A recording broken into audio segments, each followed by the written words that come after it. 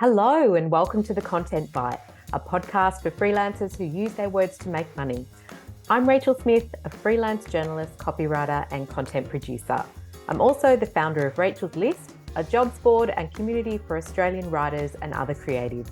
And I'm Lynn Testoni. I'm a journalist and content writer as well.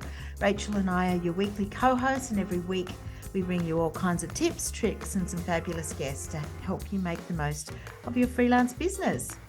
On The Content Bite, we love an automation. Oh, we so do. We so do. Anything that saves us time is awesome, which is why I loved Rounded. It tracks invoices, so I don't have to remember who's paid me or who needs chasing up. And I was wasting so much time on admin, literally hours every week.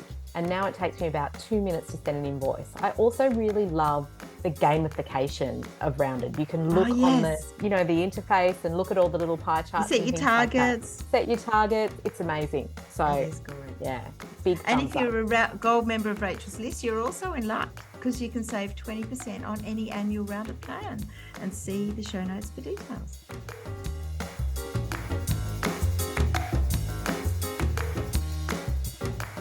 Okay, Rach, I have a question for you. Freelance contracts, do you use them? Well, I do, and I've got a number of them that I modify for different projects. And our contract bundle, which is called the Core Blimey bundle in the toolkit, is very popular. Those are the ones that I actually use. But before, when I was first starting out, I just flew by the seat of my pants and didn't have contracts, or only had really basic ones, and just thought an email. I suppose an email is a contract, isn't it? A lot of the time. It is. Yeah. Depending on the complexity. Yeah. But they are more complex, these other contracts. And I think if you don't have anything at all, it can get really scary when things go wrong. Yeah, it can, definitely. And that's why we're so glad to bring on Alana Wulff today, because she's moved from freelancer to agency owner, and she knows a thing or two about contracts and some of the worst case scenarios that can happen even when you do have them in place. Do you want to introduce Alana? I'd love to. So Alana Wulff is a senior copywriter, journalist and author, and the founder of Himmel Studios, a copywriting and tone of voice studio for those who appreciate the written word, which is pretty much all of us here and all of us listening. She started her career in magazines and has written for a range of titles, including Vogue Living, the Sydney Morning Herald, Qantas Magazine, and T, the New York Times Style magazine. Her transition into copywriting included working at leading ad agencies and branding studios, followed by the launch of Himmel in 2021. And as its founder, Alana has crafted words for Foxtel, the Uni of Sydney, NIDA, NBN Co, the Other Art Fair, South by Southwest, TEDx, Anna Kwan, Canva, and Q Clothing Company. She's also a published YA author and teaches writing and comms at the University of New South Wales. Oh my God, what a massive bio and fantastic career. Welcome, Alana. Thank you so much. I'm so tired. You need a good lie down, woman. I do. I would happily take one if I could.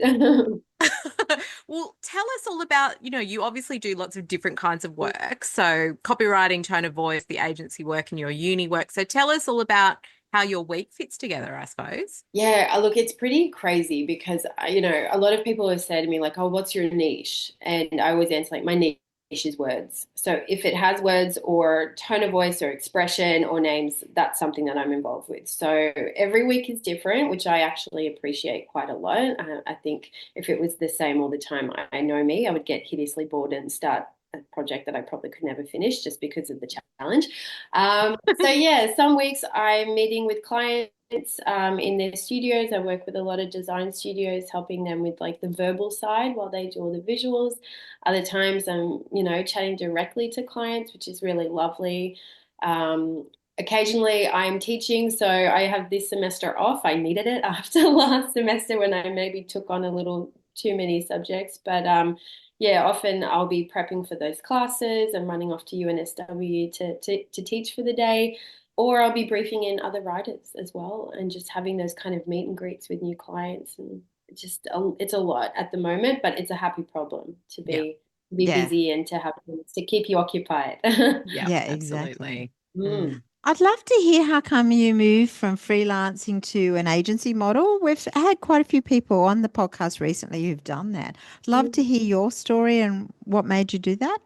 Yeah, I think it was a couple of things. So, I mean, to start with, I always joke that I was like the kiss of death because every publication or organization I worked for ended up folding. So, We've all been there. yeah, so I started, back in, 16 years ago at Pacific Mag at TV Hits and Girlfriend, and kind of made my way through all the monthlies and then the weekly entertainment titles, and one by one, each of them unfortunately folded. And I was so desperate to stay within the world of writing that I pivoted into copywriting. And then every agency I worked for got sold to another agency, and then that also disintegrated. And eventually I thought, okay, I'll go in-house. And again, budgets diminishing and dwindling. So I was a permalancer, so to speak, a permanent freelancer for an in-house client for quite some time. And then that all came to an end. And I was really at a crossroad where I was like, okay, I have to reevaluate what I'm doing now and what I want. And I was really sick of not being the captain of my own ship. I was really wanting to plan for like the next kind of 15, 20 years. And that happened to coincide as well with having my daughter. And I thought about how I wanted work to fit in with life. And I really kind of came to the conclusion that I really wanted to work for myself, but I didn't want to be siloed off on my own all day. I wanted to collaborate with other people and other writers. And I think because I had worked in so many different areas of, I guess, publishing, advertising, and branding, I had this beautiful black book of contacts of people that I knew were really good at what they did. I have some writer friends who are great at naming. I have some writer friends who are really good at tone of voice. I have others that are great with script writing for ads or podcasts. So I just thought, why wouldn't I kind of utilize this and kind of bring us all together and try to form those new connections. So I thought, okay, I'm going to create this agency model. I'm going to be a kind of a collective, a bit of a studio. And I did that, started that in 2021, and then of course had my daughter in 2022 and kind of have been building things out ever since then. Probably wish it had kind of happened a bit quicker, but as people keep reminding me, I'm still in the trenches. And so bit by bit, it's really lovely seeing this kind of grow into something bigger, and I'm hoping to eventually be as well, and then really kind of get to work with really creative, smart people who appreciate writing the same way that I appreciate it. Because that was always missing when I was in kind of ad land. You're the one copywriter amongst 15 designers and account managers and this and that, and you're always fighting the copy fight on your own. So this was a way to kind of counteract that, I guess. So How nice. cool. Well, I know because, you and I, we're technically neighbours and we have a cafe in between us, which is very handy. And we were talking about, being an agency and getting those larger client jobs and contracts being an important part of that. We were talking about some of the contractual issues that you have with clients, which was really interesting, and it got very, very heated discussion. I'm sitting there, I was like, why am I yelling at Rachel? She I could see that you had a little bit of PTSD going on, perhaps. But it's something that we haven't covered on the pod, isn't it, Lynn? No, we haven't. We had Paul from Collect More a while ago talking about mentioning contracts and how to get clients to pay up and all that sort of stuff. Yeah. But this is such a great topic. I'd love to It's a chat. little bit different, and it's really important because there are so many freelancers out there who I think do what I did in the beginning of my career, which is really not, get the right contracts in place and all of that. So we're going to get into that worst case scenario stuff, but let's just go back to basics for people who maybe, wouldn't know what a contract should be like or why you need it. Why do you need a freelancer contract? I feel like there are so many answers to that question. They all span like different subtopics, right? Yeah. So I think like from a personal standpoint, it was really great for me to kind of build some confidence and feel like a professional. It allowed me to set boundaries. It allowed me to kind of learn and establish what I will stand for and what I won't stand for. And I think that was super important because in those early days, like I was on my own and I felt like it would be very easy to steamroll me. So I needed something ironclad that made me feel like, no, I'm a professional and this reflects that. So there was that kind of piece. And then there's the more, I guess, practical side of things, which is it ultimately it protects you and it actually protects your clients as well, because it's saying to them, I'm going to do this work for you for the money you're paying me. I'm not going to run off with your money and you're never going to see me again, right? So it's actually beneficial for both sides. So, it outlines the deliverables and the scope of work that you're going to perform. It outlines when you're going to deliver, when they're going to provide you feedback. It outlines how you're going to get paid, when you're going to get paid, who has the rights to the work that you're creating. Can you use it as a case study or as a portfolio piece? What happens if a client doesn't pay up, or what happens if the scope changes? And I think that's a really important one, especially for people who quote on a project fee basis, rather than an hourly basis. And ultimately, like if there is a dispute, you can refer back to that contract and it is very clear for both sides. And hopefully, because of that clarity, you don't need to progress to either bringing in a lawyer or a debt collector. It's really hard to argue with a contract that they've knowingly signed, if that makes sense. So I also feel like it's great for my workflow as well, just because I don't have to sift through 50,000 emails to remember what the job entailed and what I had committed to or what they had promised. It's all there. So if I need to go back and look at what the terms were, I literally know where that contract is and I can get all the information I need in 2 minutes. I also feel like it's the ultimate litmus test, right? Because if a client will not sign my very reasonable contract, I might add, there's nothing in there that's like, silly. That tells me that they're not someone I want to work with.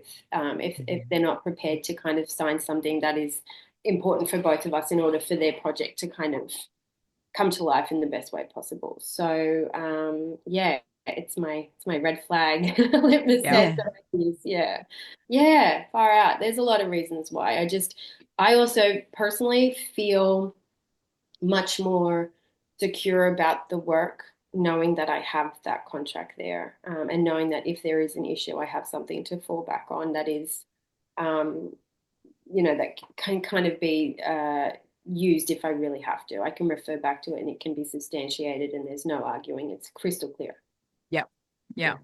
So Great interesting. I do have a contract too that I get people to sign. It's part of my quoting and scope of work. Yeah. It's not as comprehensive as yours, so I might rethink that. I think some of my best clauses are basically done from a point of you found a mistake. Somebody said they've disagreed, that sort of lack of clarity. And I thought, okay, we're going to make sure we mention how many rounds of corrections. We're going to make sure how much we charge, how much I charge if it's beyond this scope. And all those things have been additions when there has been that lack of clarity. Do you think this has been a learning curve for you as well, or did you buy something off the shelf?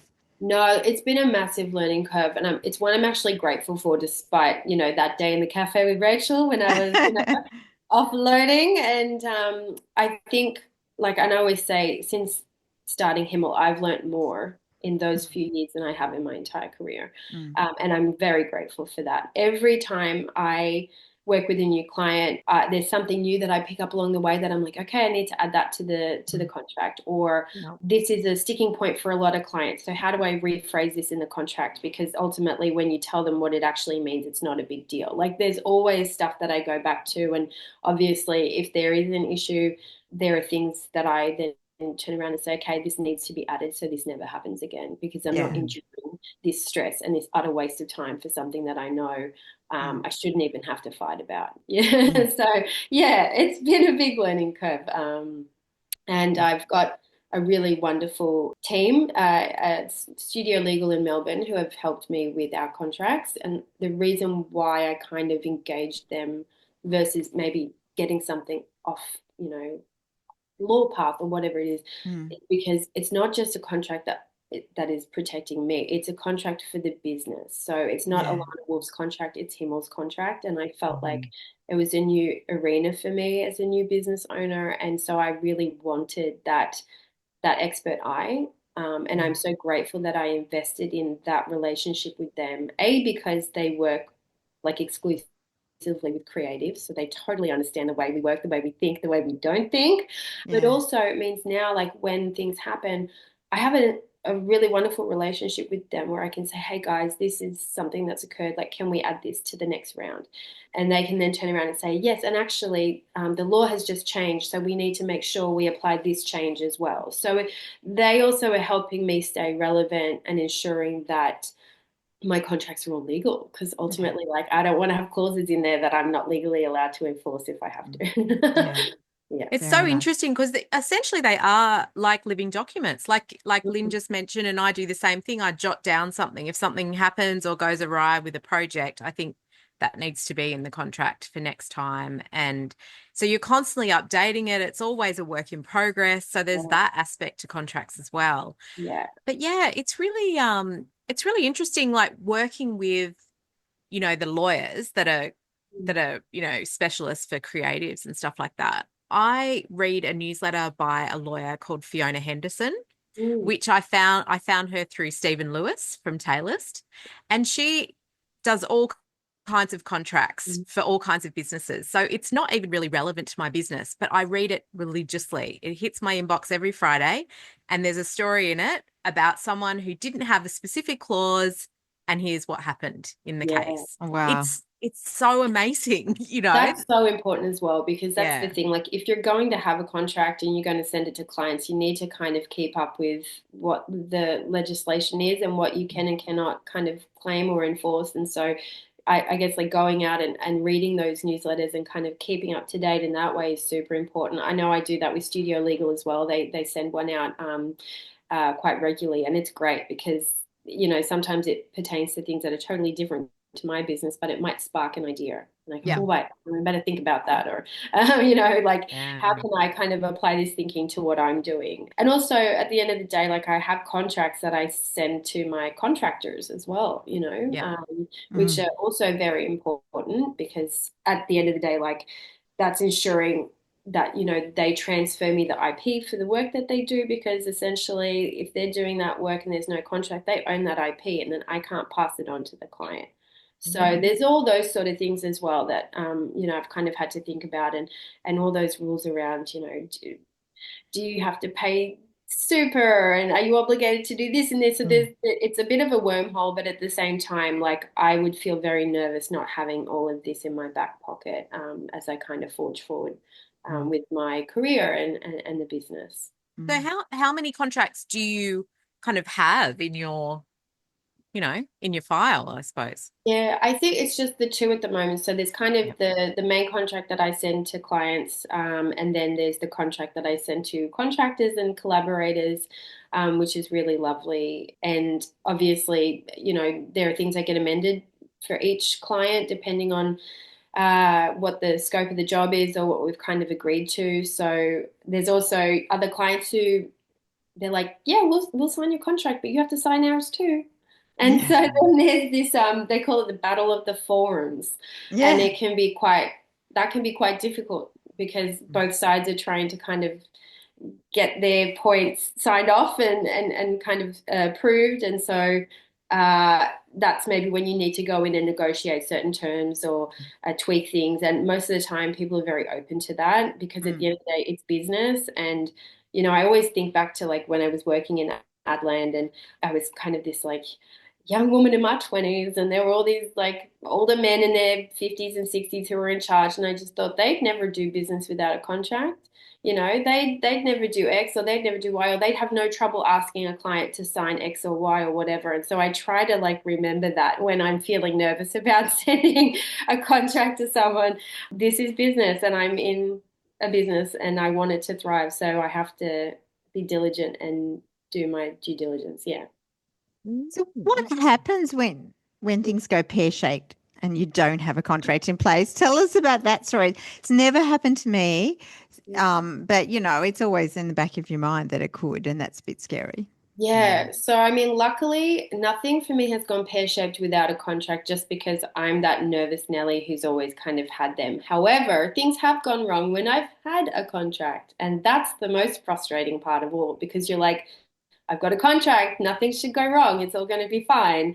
But then, you know, that isn't always the case. And so for some reason last year I had a few issues where, you know, there were disagreements about things, and I had to kind of refer back to the contract, and it was very clearly stated there what the situation was, and there was still arguments about it. And so that was incredibly frustrating when it's very obvious that, you know, I had to say that I'm in the right, and then to kind of like show people this contract that they've signed. It's their responsibility. It's not up to me to say, are you sure you signed it? Are you sure you read it? You know, are you sure you understand it?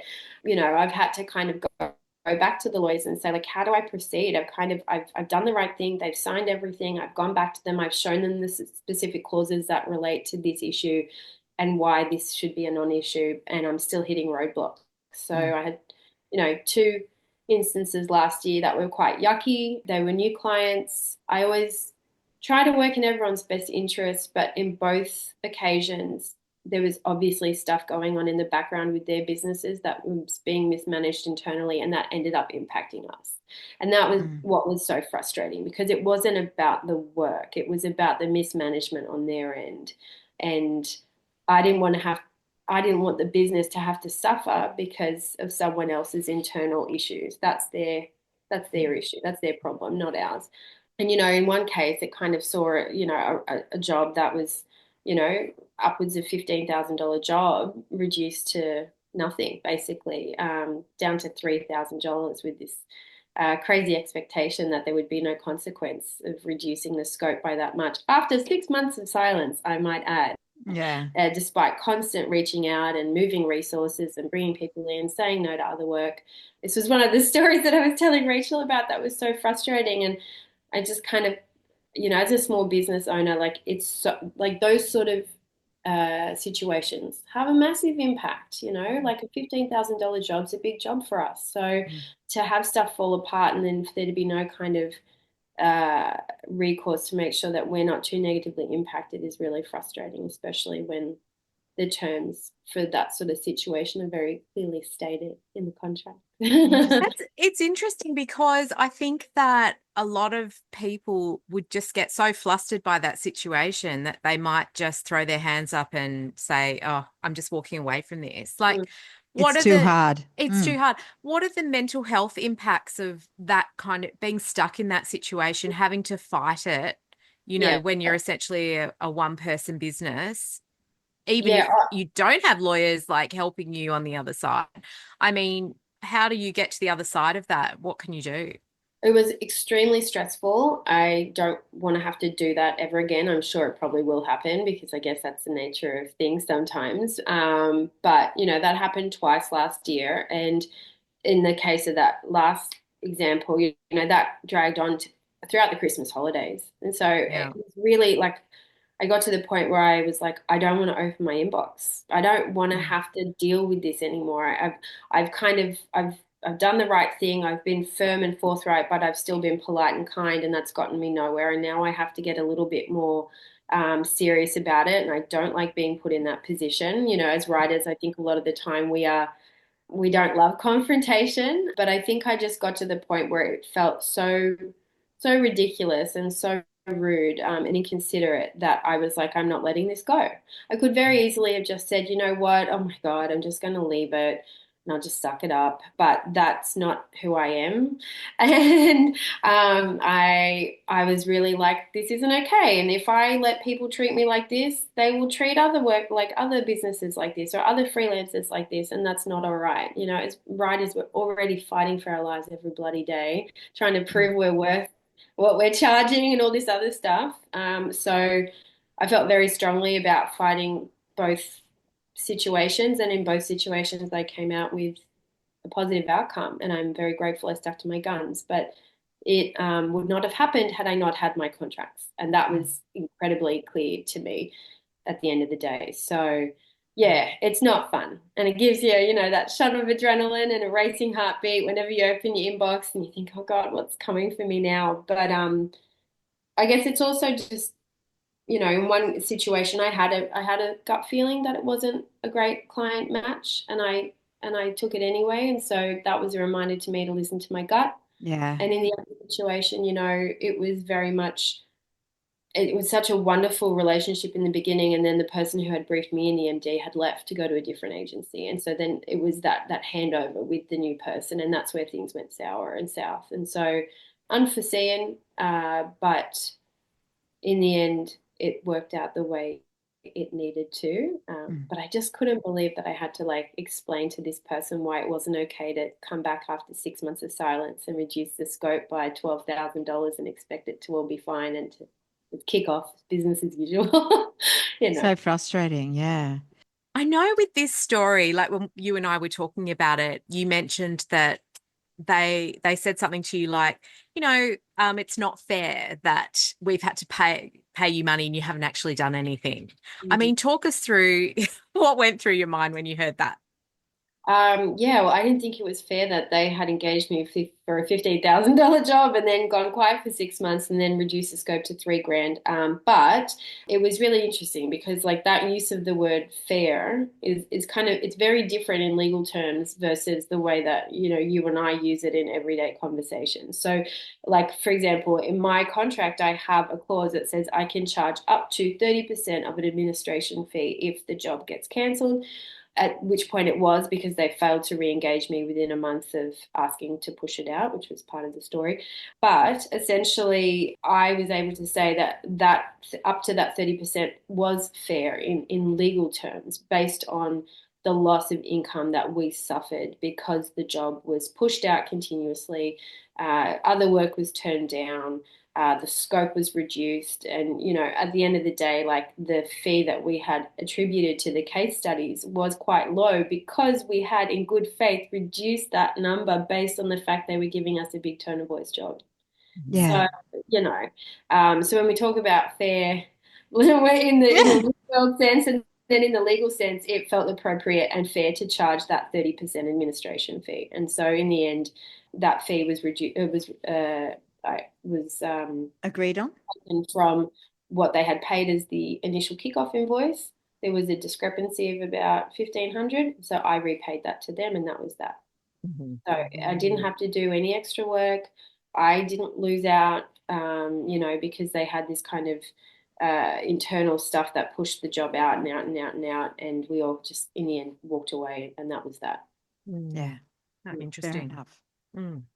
Do you think that you've been doing some larger jobs as the agency, and do you think, is it worth having a contract for a $500 job? Or, you were talking about a $15,000 or $20,000 sort of dollar job. That's when contracts. But when you're in small fry, does it matter? Yeah, look, I mean, I think it still does, just because, like, at the end of the day, whether it's a big job or not, it's about kind of saying like I'm serious about this, and this is the business that I'm in, and this is what I do, and I have this process and everyone follows it. And at the end of the day, like if you have that contract drawn up, it doesn't take a lot to amend the details and just send it on. I still send contracts for $500 jobs as well.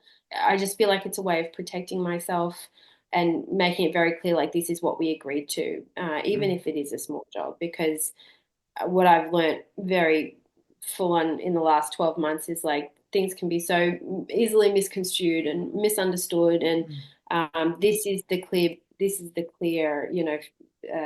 don't want to say baseline, but like everyone's on that same baseline, and we're in agreement with each other. And that's a great place to start the work and to start the working relationship. No ambiguity. As well, like having a lawyer, in your back pocket, because I've got a lawyer and I've had to use her for a couple of tricky contractual situations. And sometimes they can be a really good buffer between you and the other party. Have you used your lawyer in that way where they've literally taken over and like negotiated some of what was happening? Yeah, so I had one. Well, the other instance last year was with, this supplement brand that new supplement brand that I'd started working with, and that was crazy. I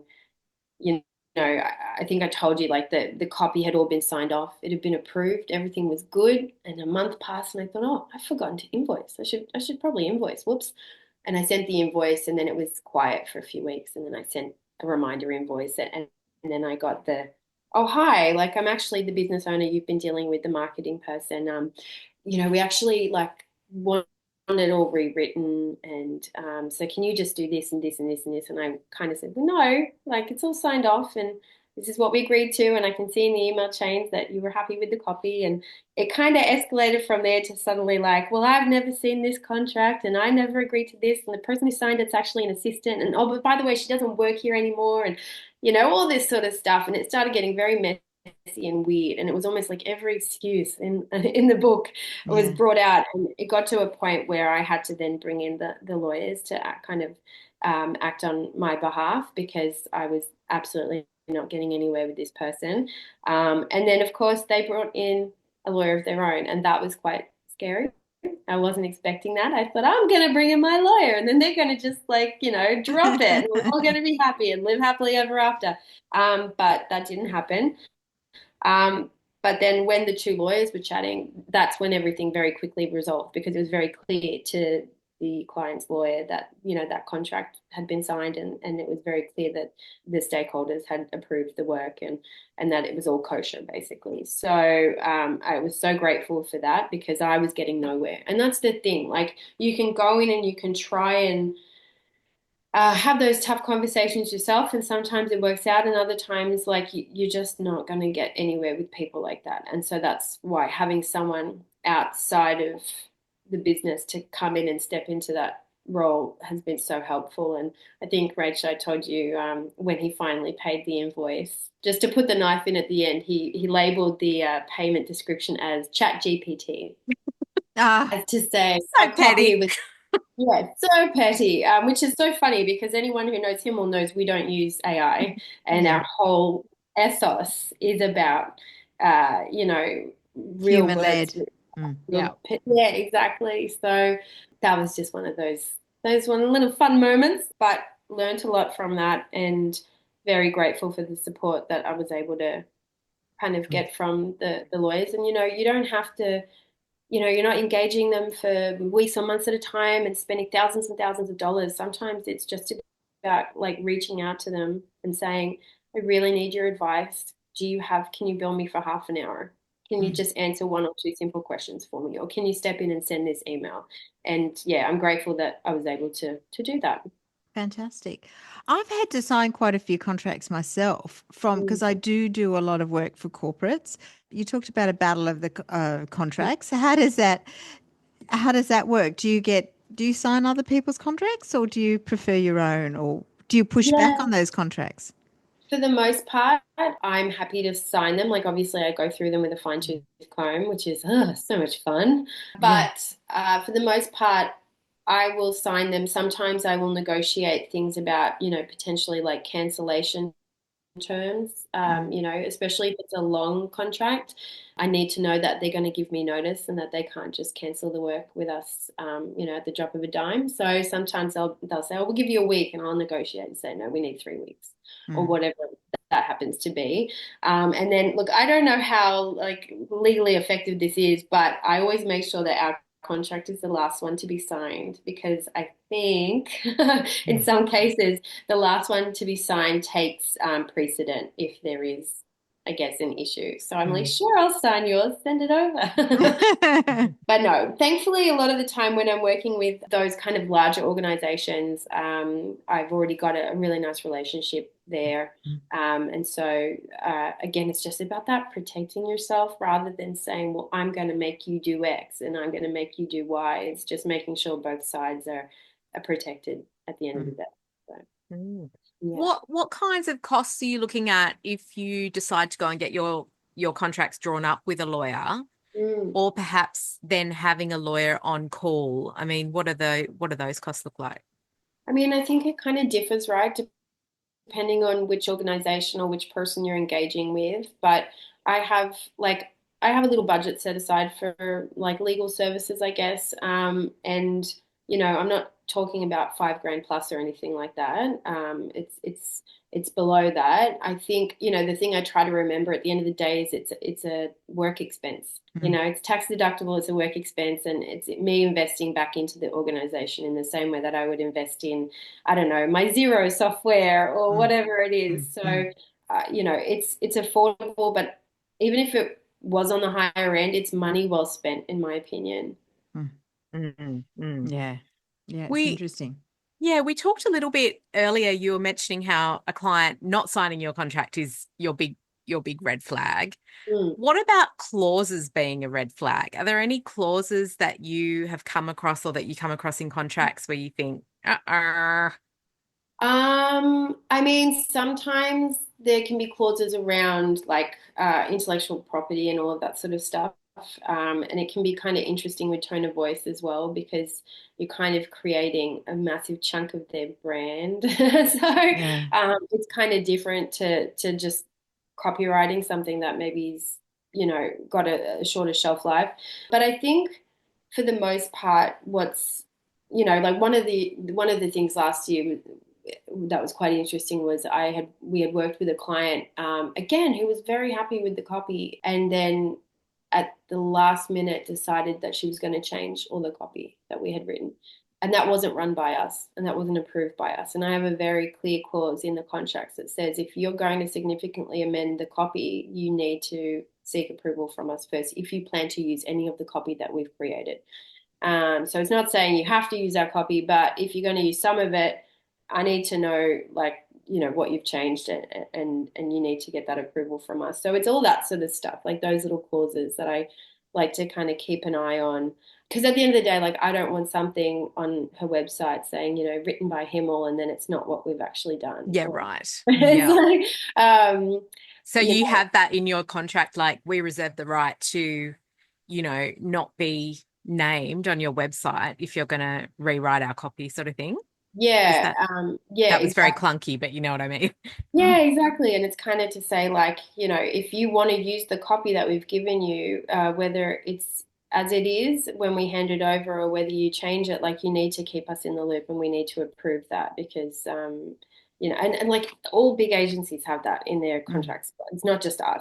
Other things like, I had a credit with a client who I actually love, love, love, love, love. It sounds so negative. Like, I've had all these horrible experiences. These are just like last year was a weird year, but they had a credit with us and that was fine, but they came back to use that credit like 8 months later, and I was like, That's okay. a great one, isn't it? How Yeah. long have you got? So Yeah. kind of establishing things like how long does this credit last, Yeah. Yeah. so all those small little things that you maybe don't think of that can actually have like play a big difference in And your like for website copywriting, it's really interesting, isn't it? I know you and I do a lot of that. And you've got the website on your portfolio, and then someone goes to it and they've just totally butchered all the copy. Yeah, that's the thing Yeah. that like it kills me, Like, oh my gosh, why? Yeah. So yeah, I would never kind of say to someone like, oh, you can't use it, but I think I would certainly say if you're going to use it in that form, please just don't credit it to us anymore because it's not what we provided. Yeah. That's a great way to put it. Yeah. But I promise, guys, it's all actually like it's good, it's positive, and we have happy clients. The last 12 months was, I think 2024 was just a crazy year in general. I think it was weird for so many people. You're not alone there for sure. Lots of weird business stuff happening and business practices, dodgy, shady business practices going on. Yeah, and I just honestly, like, I got to a point where I was like, no, this is not okay. Yeah. Same as like people trying to undercut you with quoting. It's not okay. And every time we say it's okay, we just enable them to do it more often and to more people. And I'm, like I said to you at the cafe when I was getting very angry, like, I'm sick of it. I'm really over it. And I feel like a lot of this has happened in the past as well because people see me and they go, oh, she looks young and she's like a little mum and she's got this tiny little studio, who cares? And it's like, no, we're a real business. And that's the best thing is you're going to get a quality of work from us like you would if you were engaging with a massive giant studio that's charging 5 times the amount we are. So it comes with all of that. You get the good copy, but you also need to abide by like kind of, I guess, our processes and the way we do business. In your terms. Yeah. You're out there fighting the good fight for freelancers everywhere. Yeah. Probably getting myself in a lot of trouble. No, it sounds like you're not actually. You're winning. I also like, I don't know, I just want to model that good behavior because I think I would have benefited from it so much had I had it in Yeah. my 20s and my 30s, you know? Yeah. So yeah, trying to Oh, find true. a fight. Yeah. Yeah. So for somebody starting out, are there any things that you think, if you cast your mind back to when you were starting out, are there things that you wish you knew about contracts then or wish you'd had in your contracts? I think, to be honest, when I was starting out, I was just so grateful for the work that I was Mm. like, I'll do anything and I'll sign anything. So I think my biggest thing would be like, get excited and do your happy dance if you win the work, but then sit down and read through what you're signing and make sure that you're okay with it. Make sure you can use it for your portfolio. Make sure you can talk about it on LinkedIn and, make sure the terms are in line with what you're comfortable doing for the rate that you're charging. It's just all that sort of basic stuff, just so that when all is said and done, you're in a good position and you can feel happy about the work and you can talk about the work. I mean, I will say if I'm writing a longer form piece for like a branded content type piece, like I don't issue contracts for that. I typically will issue the contracts when I'm working directly with copywriting clients or tone of voice clients or naming clients. If I'm doing a piece for Qantas Mag, or if I'm doing a piece for I don't know, Mamma Mia or whatever it happens to be, I'm not sending them a contract. Yeah. Well, I mean, we've probably all written for Qantas Mag, and I haven't written for Mamma Mia, but I had to sign a pretty tough contributors agreement for Qantas about IP and all sorts of things as well. So I often feel contributor agreements, which is effectively a contract, are quite big in the world of publishing. Yeah. You sign away a lot. Yeah. You do. Yeah, I don't do as much of that sort of writing anymore, also kind of for that reason. Like I prefer kind of, like I was saying in the earlier part of the episode, being kind of in charge of my own Destiny. Ship. Your own. my own ship. Yeah. There'll be so many people listening to this and thinking, I've really got to I've either got Up to my game. Where should up my game, get some contracts stat, I mean, what would be your advice to freelancers? Let's finish on that, who don't use contracts and still think everything will be sort of a-okay. Yeah, I think maybe it doesn't mean you have to like rush out and do it now. Like, you certainly don't want to freak people out. I think a good place to start is kind of just educating yourself a little bit. So maybe going back into some of those like legal blogs, there are a lot of them, and doing some research and reading about, some of the pros to investing in a contract. Maybe you want to look at, a couple of websites that maybe do pre-written like contract templates that you might be able to get quite cheaply that just give you a baseline of protection, and then you can work your way up to stuff that's more specific if that's what you want to do. But I think just kind of being aware of like why it's important and why you need it is the first step, and then you can take baby steps after that and just learn about the situation a little bit more so you don't find yourself in a yucky circumstance. Yeah. Yeah. Absolutely. Wow, this has been so great, Alana. I really enjoyed it. It's made me really think about my business. Yeah. There's lots of cogs turning now, so it's really interesting. So before we go, we often ask all our guests about their favorite tech tips. So I like Notion. I enjoy that quite a lot. I also, before I guess I kind of started using Canva, I was using another platform called Pitch, which I actually prefer to Canva. I couldn't tell you why I prefer it, but I find it like just really easy and intuitive and collaborative tool that I use with our contractors as well when we're creating, guidelines and big documents, proposals, all that sort of stuff. So we do all that in Pitch. I'm trying to wrap my head around Figma because I find more and more clients use it and they want, direct feedback on copy. I hate Figma. Yeah, I hate it as well, but I feel like every time I've avoided it, it just comes back for another round. Yeah, So, me too. Embrace it. Someone uses it and I'm like, oh, not Figma again. But yeah, exactly. But yeah, I think my survival platforms really are Notion and Pitch. I haven't heard of Pitch. We'll have to check that one out. Yeah, I really like it. And, a lot of people that we work with in like the design space, they use it. And I kind of figure like if designers are using it, I feel like Good tip. yeah. Amazing. Well, thank you. This has been such a great chat, Alana. Tell us where people can find you and get in touch with Himmel Studios as well. Yeah, awesome. So we're online at studiohimmel.co. We're on Instagram at himmel.words, and we're on LinkedIn as well. And I'm sure you'll find me on some kind of platform rambling about something at some point. So. Sounds good. Fabulous. Well, thanks, Alana, for being our guest this week. And this brings us to the end of the show. So thanks to everyone for listening. And we'll be back in your earbuds next week. And we'll also put some links in the show notes to where you can connect with Alana and Himmel. Yeah. Thanks, everybody. We'll see you next week. Okay. Bye. Bye.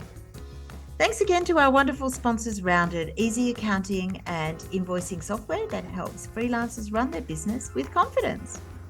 And don't forget, if you're a gold member of Rachel's List, you can check your welcome emails for an exclusive discount code on the annual subscription rate. You can also find it in the private Facebook Gold group, or just contact us at hello@rachelslist.com.au.